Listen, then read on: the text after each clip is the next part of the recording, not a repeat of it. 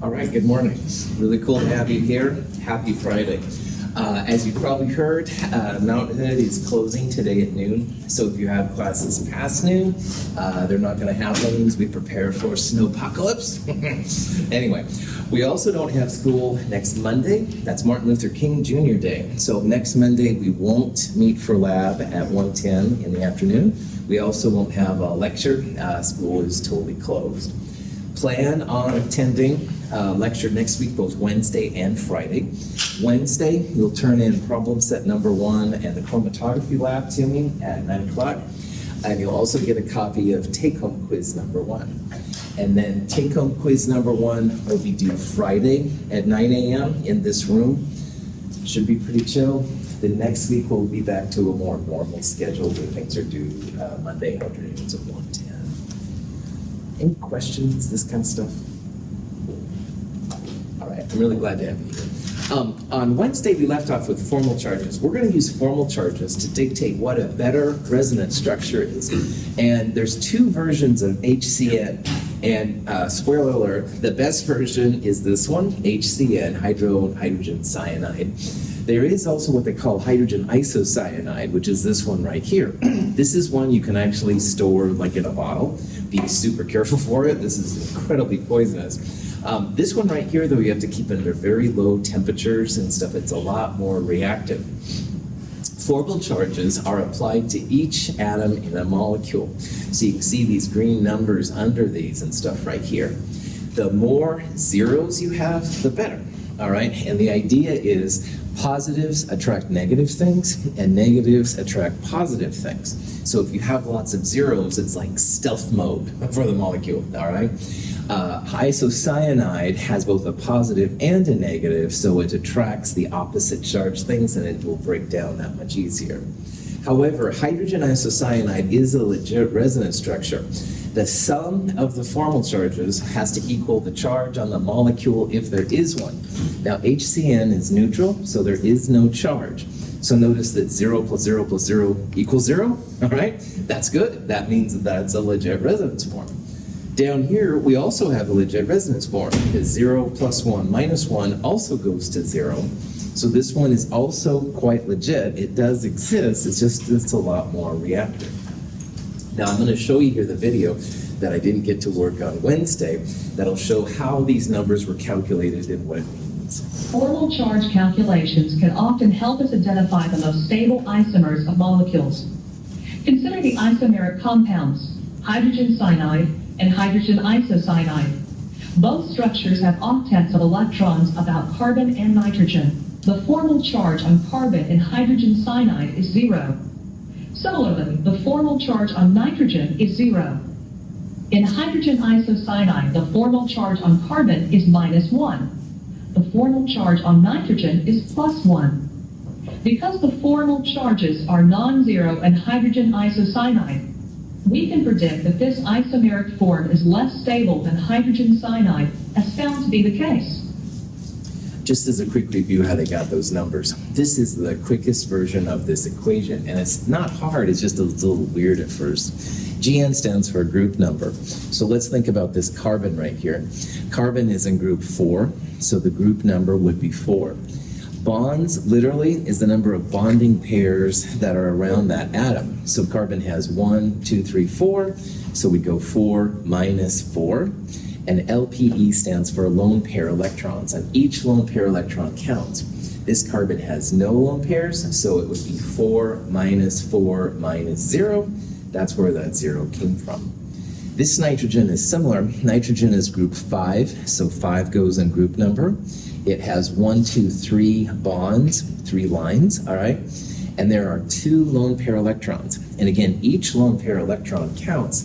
The bonds, just one, if you will, but the lone pair, each one of them counts.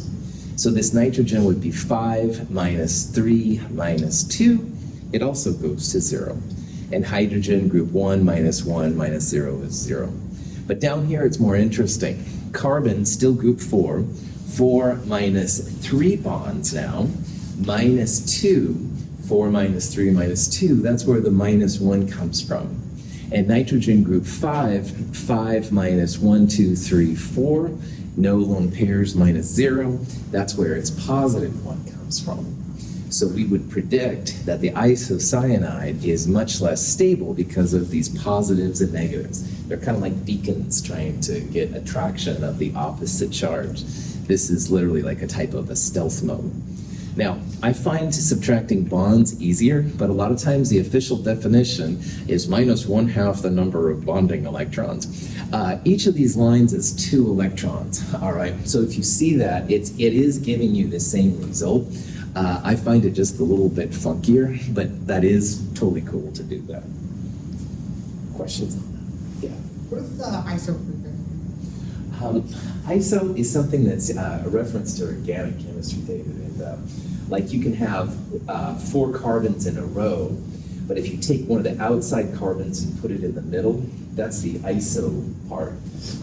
I don't know linguistically where ISO comes from, I'll be honest, isomer, but Here it's just reference to the structure. that's right, that's right.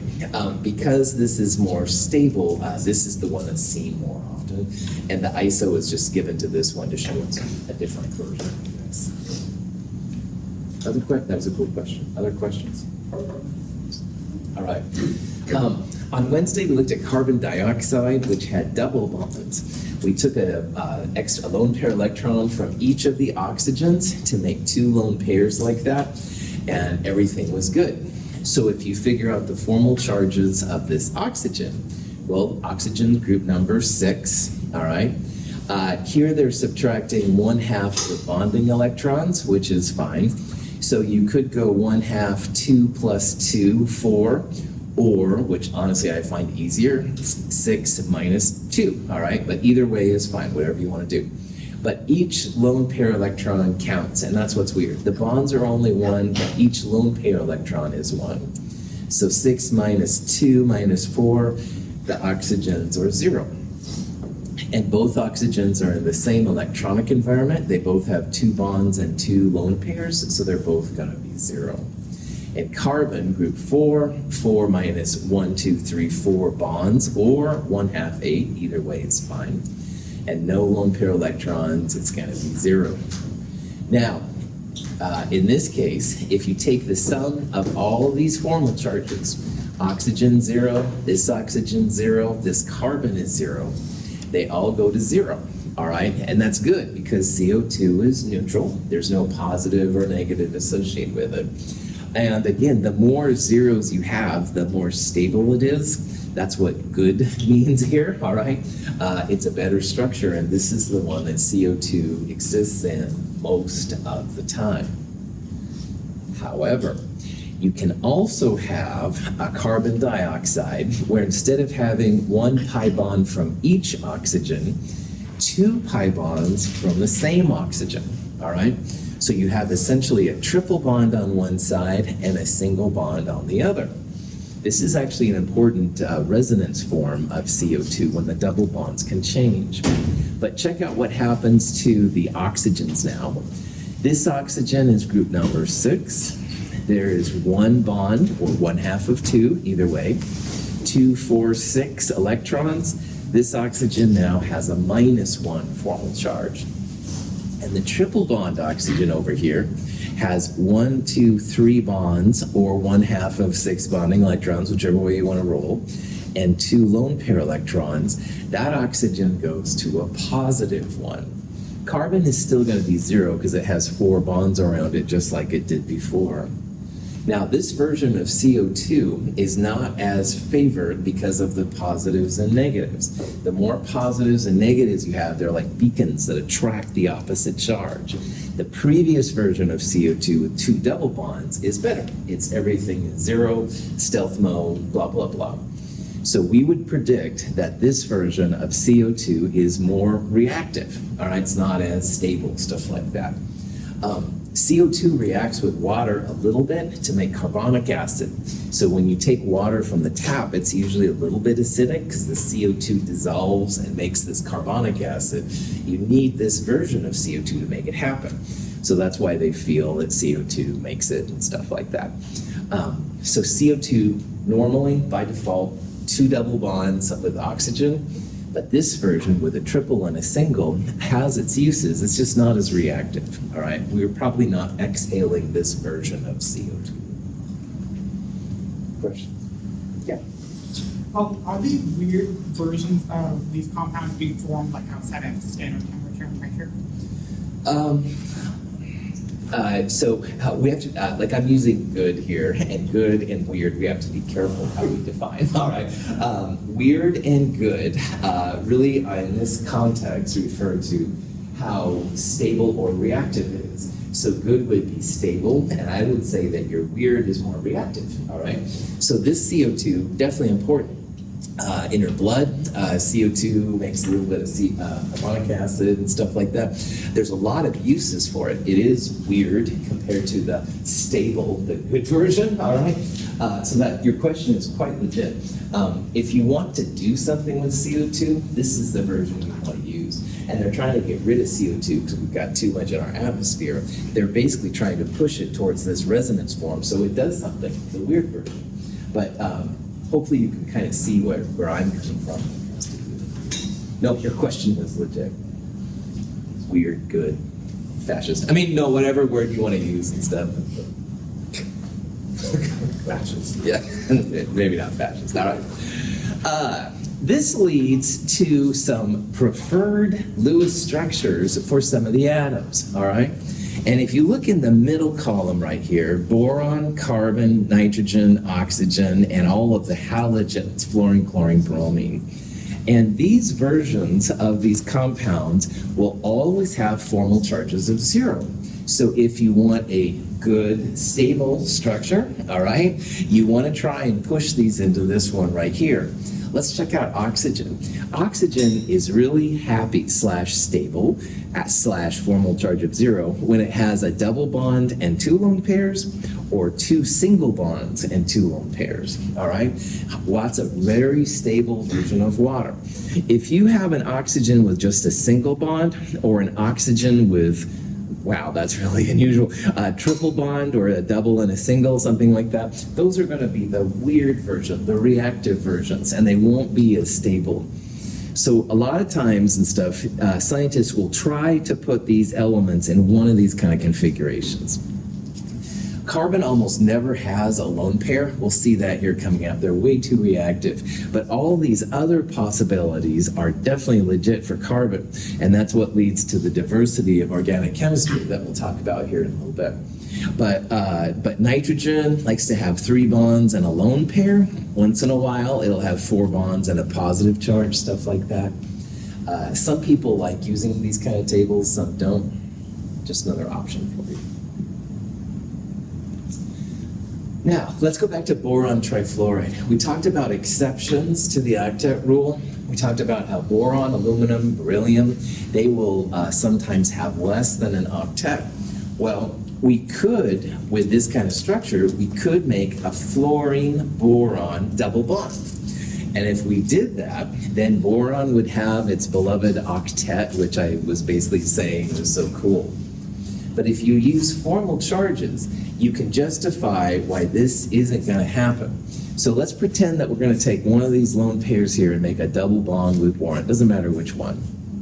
Well, when you figure out the formal charges, fluorine all of a sudden becomes +1, and boron all of a sudden becomes -1.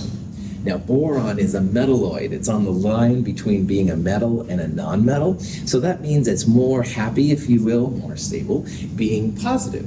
And boron being negative is awkward. Not impossible, but awkward. But the real problem here is that fluorine is more in 2 electrons than any other atom. And fluorine will not be happy being positive. So I will sometimes, say, oh, well, most of the time, probably, blah, blah, blah. Fluorine never makes double bonds. Nothing stable, all right?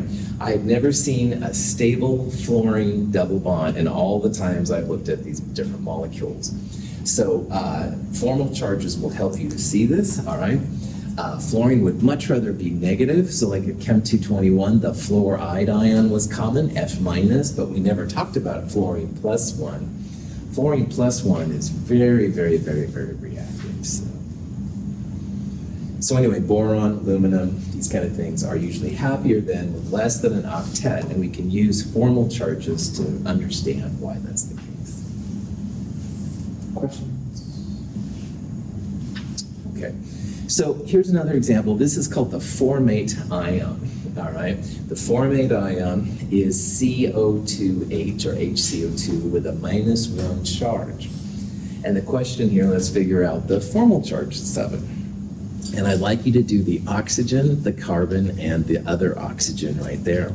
Now, these oxygens are in different electronic environments, i.e. one has a double bond and 2 lone pairs, the other one has a single bond and 3 lone pairs, so they will have different formal charges. So doing this, oxygen right here, group number 6. 6 minus 2 bonds is how I would prefer to do it. You could also do 1/2 of 4, but that seems tedious. So 6 minus 2 minus 1, 2, 3, 4. 6 minus 2 minus 4, it's going to be 0. Okay. Carbon, group number 4. It has 1, 2, 3, 4 lines around it. So that's 4 minus 4. And carbon here doesn't have any lone pair electrons. So 4 minus 4 minus 0, formal charge is going to be 0. This oxygen is a little bit more interesting though. This oxygen is still group number 6 like the other one. 1 bond, so -1 for the bonds. And there are 2, 4, 6 lone pair electrons. So for this oxygen, you'd go 6 minus 1 minus 6 minus 1. So this oxygen on the right-hand side here has a formal charge of -1. And that's good because the whole thing has a charge. If you take the sum of all the formal charges, something is going to have to be -1 because the sum of the formal charge equals the charge on the molecule. The earlier examples we saw were 0, they were neutral, but this one has a -1 charge up there. So something has to be -1. Now, you might be thinking, oh, hydrogen, Russell. Well, hydrogen, group 1, 1 minus 1 bond, no lone pair electrons, hydrogen is 0. If hydrogen has 1 bond, it's going to be 0. So 0, 0, 0, and -1, add up all those together, -1. So this is a legit resonance form for that. Any questions? I can't think of anything. That's okay. If you think of these, let me know. Now, the next part is really exciting though. It's called molecular geometry. Now remember that if electrons come together, and electrons come together with other electrons, do they hang out with each other or do they repel? Repel, good. Electrons and electrons will repel each other. Well, if you extend this to thinking about how molecules come together, you can actually begin to see how the geometry will play out. So for example, this is an example of CH4. This is methane, natural gas. It's got kind of a cool kind of a thing. But these two are more interesting. This is BF3, boron trifluoride, totally flat. On the other hand, NH3, which has only 3 atoms around it, like BF3, it's got kind of a bent kind of a structure. So this next section, we're going to go into figuring out how this all works out. And the rules we're going to use will be applied to all kinds of molecules. They don't have to be simple like the ones we're looking at. You can look at all the more complicated molecules, caffeine, cocaine, whatever, and all of these rules will still apply. This is a real powerful part that's going to build our knowledge up for organic chemistry. Now, all this area is based on what's called VSEPR, and VSEPR is just an abbreviation for valence shell electron pair repulsion theory, VSEPR. And all it comes down to is that when 2 lone pairs come together, they're going to try and get apart from each other. They don't want to hang out, all right? It's the most important factor when it comes to determining geometry. Whatever molecule you have, According to VSEPR theory, The valence pairs surrounding an atom move to positions that minimize their repulsions.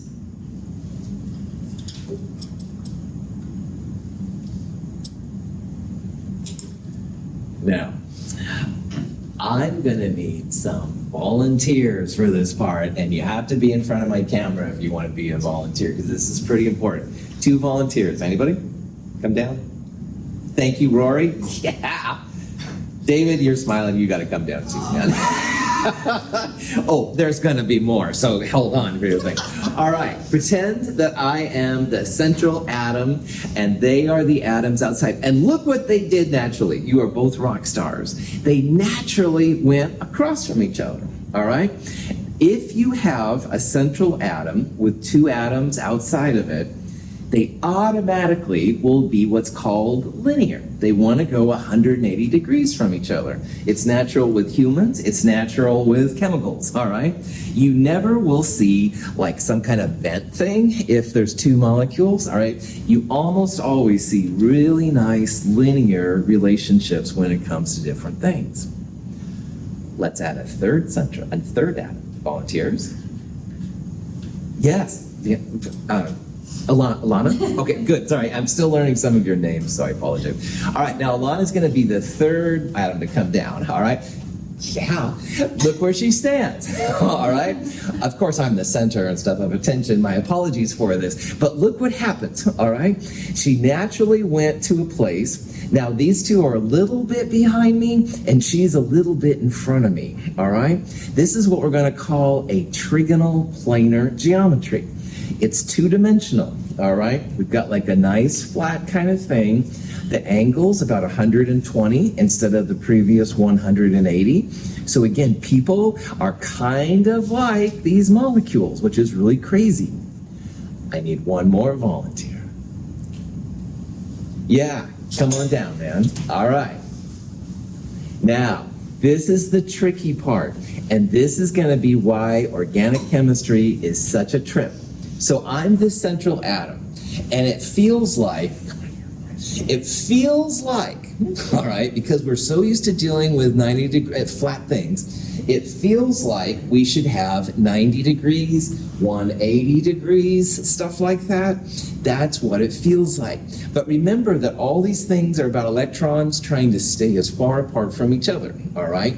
So the weird thing about when there's 4 clouds, all right, and I can't do it, but Rory, let's say that I could pick you up. Yeah, I know, dream on, Russell, right? Anyway, let's say I could pick Rory up and put her above my head, and maybe I would stand a little higher and stuff like that. You get a better bond angle. So right now with my flat thing, I've got 90 and 180. Those are the only angles I've got. But if I could put Rory above me and stand a little bit higher, you get 109 degree angles. And 109 is a little bit farther. Those electrons are a little happier than if it's only 90 degrees. So the weird thing about this section, and the weird thing that's going to make lots of implications in organic chemistry and biochemistry, is that when you have 4 atoms around a central atom, it's almost never flat, like flat 2-dimensional 180s, 90 degrees. It's almost always Rory over my head, tetrahedron. Thank you all for being my volunteers. I appreciate it. So, anyway, weird instructors, I know, man. Now, I want to show this video one more time, and I want to show, and you can see how at first with only 2 central atoms, 2 of these gray globes, 180, 3 of them, 120 trigonal planar. 4 of them, though, it's not going to be flat. No 90s and 180s. You're going to have 109. We're going to call this a tetrahedron. We'll talk about 5 and 6 here in a little bit, too. Yeah. There's the one. According to VSEPR theory, the valence pairs surrounding an atom move to positions that minimize their repulsions. There's Rory over my head, if I could pick her up. Yep. Now, this is what we're going to call the trigonal bipyramid. We'll talk more about this in a little bit.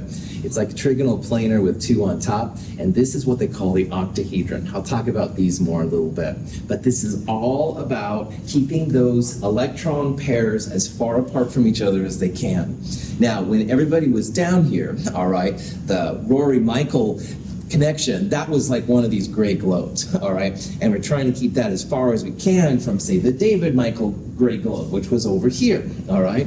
Same thing, but these are true electrons that are keeping themselves apart. Now, if you have nothing else better to do with your time, and don't throw tomatoes at me, please, in the companion and also online is something that I created called the Geometry and Polarity Guide. There's going to be lots of names coming up, names of different geometries, as well as bond angles, polar and nonpolar, and this guide will help you out big time. So instead of scrambling through the book at the different places, this is like as compact of a guide as I could create. It's got 5 or 6 pages to it, but I do recommend you check it out and kind of get used to these names. Okay, so let's look at some examples. This is an example of having only 2 atoms outside of a central atom. So this was Rory and David. Beryllium difluoride is a great example. So I would be the middle right there, and each of them would be on the outside. And they want to be as far apart from each other as they can. Now again, you start getting less, angles smaller than 180, you'll have more repulsion. The atom won't be as stable, be more weird, all right? So if you have 180 degrees across, the geometry, we're going to call it linear. If you add in a third atom, all right, that like when Elena came down, that's when you're going to, Alana, sorry. Oh, they should let me out of my cage. Anyway, prop that back on. If you have 3 atoms, 3 people around you, they want to be as far apart from each other as they can. You can't do 180 anymore, all right? But you can get to 120, and that's pretty good for these kind of molecules. So our boron trifluoride is an example of it. So again, the boron's right there in the middle. Fluorines are each of the outsides. You get farthest separation from them when they're like that. And we're going to call it trigonal planar, sometimes planar triangle. That's fine too. And you can see it's very, very flat. All right, it's just one kind of like a 2-dimensional molecule. But here's the weird one, and this is what makes OChem so much fun. Sarcasm. Anyway, I'm the inorganic chemist, like this. 4 atoms around a central atom. It feels like it should be 90s and 180s, all right? Because we think about it as flat. But you get better angles if you can do what I was trying to tell you, like if I put Rory above my head. So I'd step up a little bit, put Rory over my head. Here were the 3 other people and stuff. This is called the tetrahedron. So unlike the 90s and 180s, now we have angles that are 109. So you've got better separation. They're not like interfering with each other. They're more stable this way.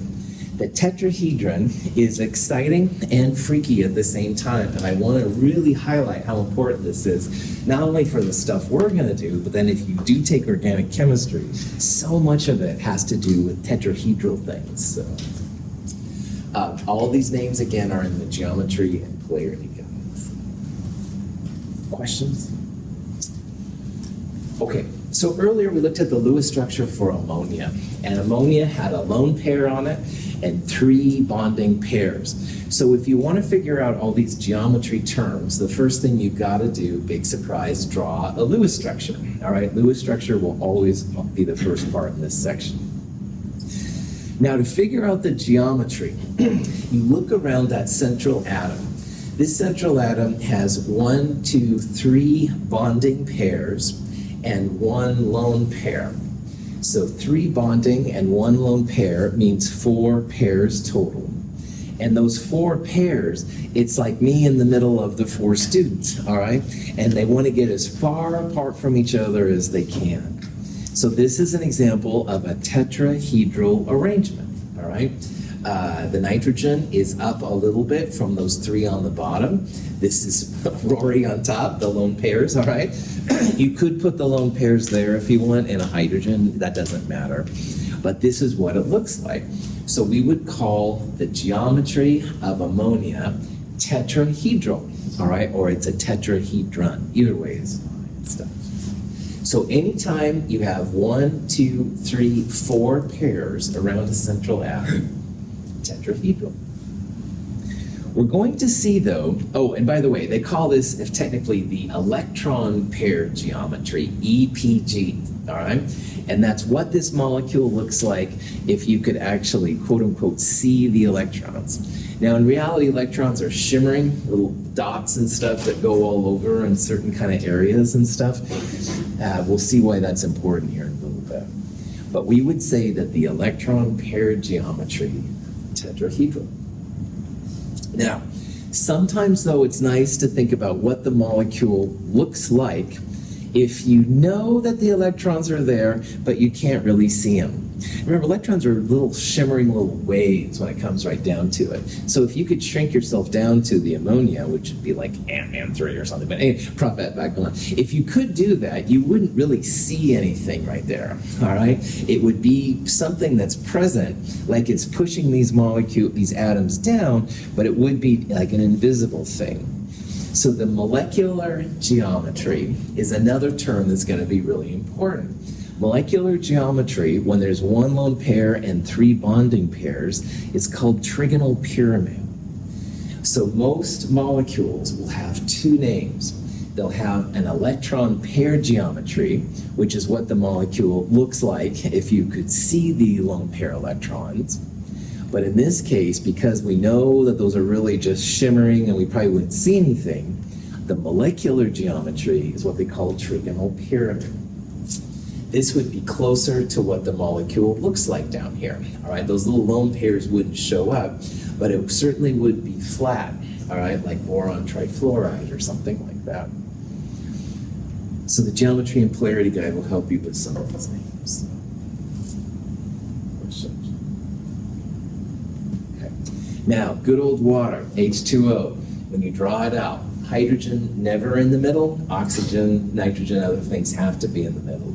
When you draw out the Lewis structure, oxygen has two bonding pairs to hydrogen and two lone pairs on it.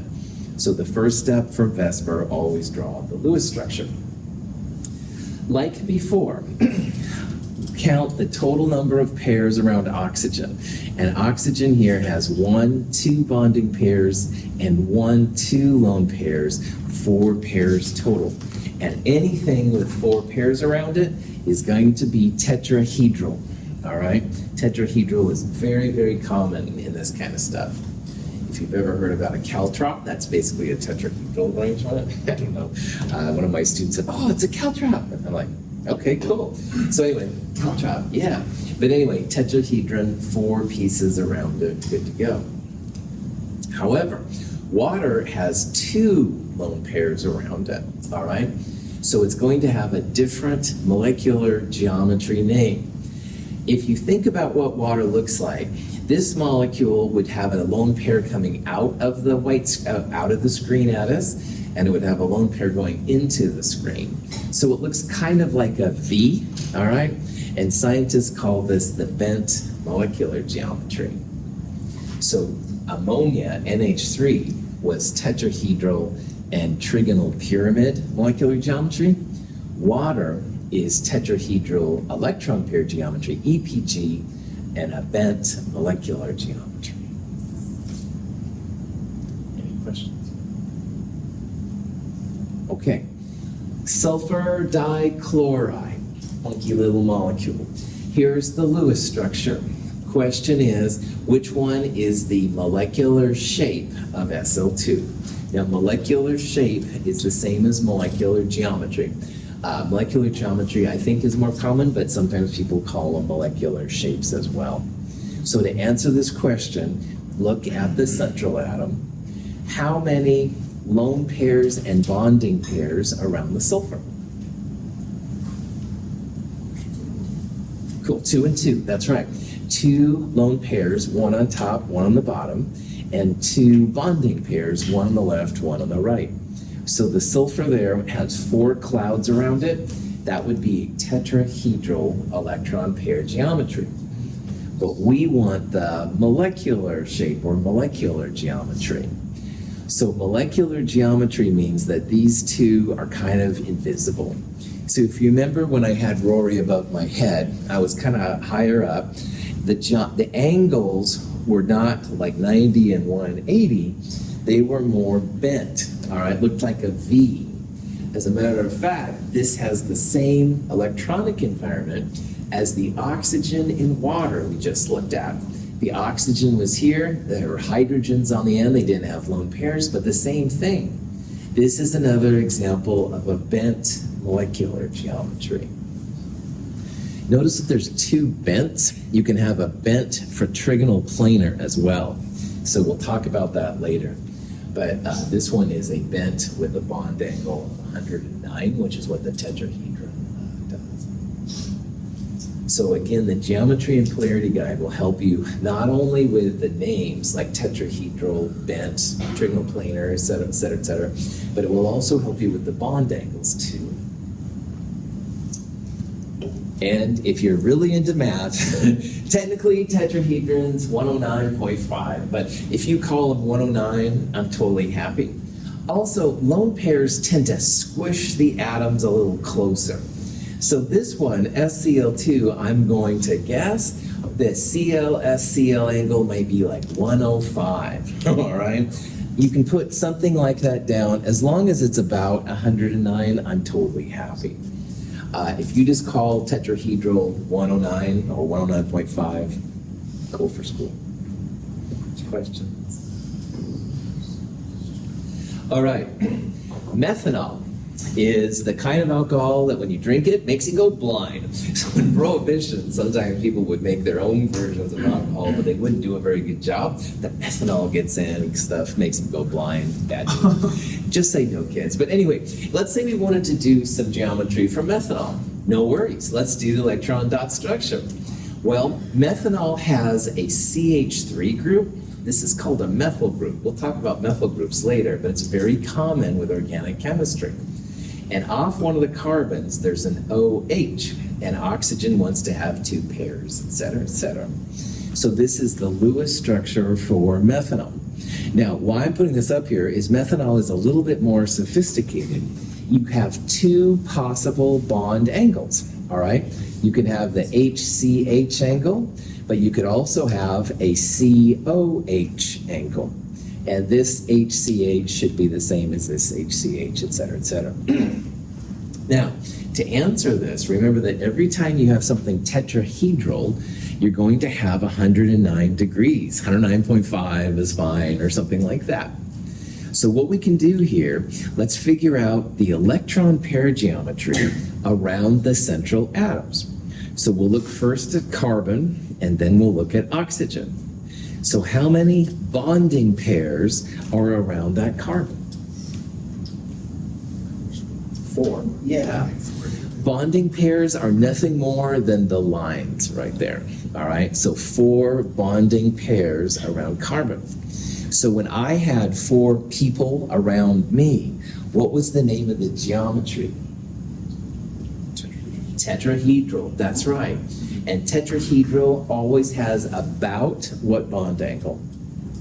109. So your HCH, or this HCH, or any of the HCHs, 109 degrees. Let's do the same thing with the oxygen. Oxygen here has 2 bonding pairs, 2 lines, one to the left, one to the right, but it also has 2 lone pairs. Now that's 4 pairs as well, all right? Anytime you have 4 pairs, it's another tetrahedron. So the COH, that oxygen, is also in a tetrahedral environment. So what that means is that both of those angles are 109. Now this little thing right here is a cool animation I have for methanol. It shows here how the HCH angles are definitely 109, they're bent. But it also shows the HOC angle as being bent too. Lewis structures don't have to show anything about geometry. And I think that has to do with the fact that chemists can't draw. We're not artists, all right? So sorry about that. If you are an artist and you want to try to do this, that's fine, but don't worry about it. Lewis structures can be absolutely flat, and that's totally cool. But you can use VSEPR then to figure out what the different angles are, which is really cool. So are we just, so we're finding like the structure of the 2 central atoms, right? And then kind of like combining them a little? Yeah, this structure is going to have a couple different angles to it, all right? So first we looked at carbon, look at the central atom, all right? And HCH or anyway, they're all tetrahedral. So that's why that one was 109. Now this one over here, oxygen has 2 lone pairs and 2 bonding pairs, 4 pairs total. Another 4 pairs, another tetrahedron, another 109. And if you look at much more sophisticated molecules, even DNA, all right, you'll start to see these patterns because things with 4 pairs around them. And they might not show the lone pairs, but if they have 4 pairs, they're going to be kind of bent and stuff. Acetonitrile is another funky molecule. Got to be safe with this. Anytime you have the cyanide molecule, be very careful. Question is, what are the bond angles here, number 1 and 2? Well, guess what? Here is another CH3 group, the methyl group. Every time you have a CH3 connected to something, that's another tetrahedron, just like we saw before with methanol. Now, if you didn't remember that, it's cool. Carbon has 1, 2, 3, 4 bonding pairs. 4 pairs equals tetrahedron equals 109. So HCH right there, another 109. But this carbon now is different. This carbon has 1 bonding pair here and a triple bond. So one thing I need to talk about here is that if you have a double bond or a triple bond, they stack on top of each other. So this triple bond, it's not 3 separate bonds, it's like one big electron cloud. So around this carbon, you can think about this as being one cloud and this being a second cloud. And if you have a central atom with 2 clouds around it, that's going to be linear. It's going to be straight across. So in this molecule, the CCN molecule right there, 180, it's going to be completely flat, all right? So doubles and triples, just one big cloud. They're not separate clouds. All right, we'll talk about in the next chapter why that's the case. So if you see things that are straight across, that probably means you've got double or triple bonds and stuff trying to hang out. Questions? Okay, you can apply all these kind of things to the molecules that don't obey the octet rule. The ones that are less are usually the aluminum, boron, sometimes beryllium and stuff like that. The 3rd period and higher are the ones that will usually go beyond the octet. And as a quick review, periods go left to right. Anything in the 3rd period lower can have more than an octet. So we're going to see that this one and this one are examples of this kind of new geometry. Now, boron trifluoride, which we talked about already, is just good old boron in the middle of 3 fluorines. The boron has 1, 2, 3 bonds around it. So when I had the 3 people down here, it was natural. They all went as far apart from each other as they can. This is an example of how this works. So the boron, the central atom, 1, 2, 3 fluorines. Fluorines don't really want to be next to each other. They call this the trigonal planar geometry. Sometimes called planar trigonal, but I prefer trigonal planar personally, but no big deal. These angles are 120. They're also totally flat, so which is really a trip. So again, those fluorines just want to be as far apart from each other as they can. And in this kind of environment, trigonal planar, you can get them at 120 from each other. Your Lewis structure doesn't have to have anything about geometry. So notice this is like, 180 and 90. The Lewis structures are not the same as VSEPR. You have to be hip enough to interpret the Lewis structure and figure out what's happening. Now, if you have 5 or 6 pairs... According to VSEPR theory, the valence pairs surrounding an atom move to positions that minimize their repulsions. Tetrahedral. Now, if you add a 5th one, you end up with essentially a trigonal planar in the middle and one on the top and one on the bottom. And if you add a 6th one, you actually get everything at 90 degrees and 180 degrees from each other. Yes, you can go to 7 and 8. It's rare. We're not going to talk about them in this class, but if you're curious, the internet is a great resource. It's kind of fascinating. But if you can go to 6, you've got 99% of chemistry down really well. Phosphorus pentafluoride is an example of a compound that when you draw it out, it's going to have 1, 2, 3, 4, 5 fluorines around it. Phosphorus is in period 3 or lower, so it can go beyond the octet. So PF5 is an example of one of these with 5 central atoms. And this kind of geometry is referred to as a trigonal bipyramid. And it's kind of an unusual geometry. I like to think about it, the middle part has a trigonal planar, while there's an atom above and below. So there's really 3 angles here you should think about when thinking about the trigonal bipyramid. There's 90 degrees, top or bottom, to one of the central ones. There's 120 in the actual plane of the molecule. But you also have from the top to the bottom, which is 180 degrees. So these trigonal bipyramids, there's kind of like 3 angles to think of. I don't find this very helpful at all, but I do sometimes find this kind of thing very helpful. And again, anything with 5 electron pairs should be this way. If you add a 6th pair, it's not too bad because this makes what's called the octahedron. Octa is 8, and every once in a while people wonder about that. Octahedrons have 8 faces. So if you make a face with an FFF, kind of that's like one triangle, you could have a second one, third one, etc. There's 8 of them. Don't worry about that. But the more importantly, if you ever played jacks, those are octahedrals. Woohoo! So I know you're excited. Anyway, octahedral just means you have 6 pieces around a central atom. SF6, which we'll talk about later, is an example of this.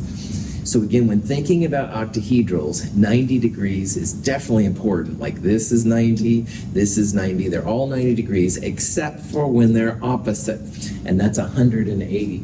And sometimes that will be helpful to us too.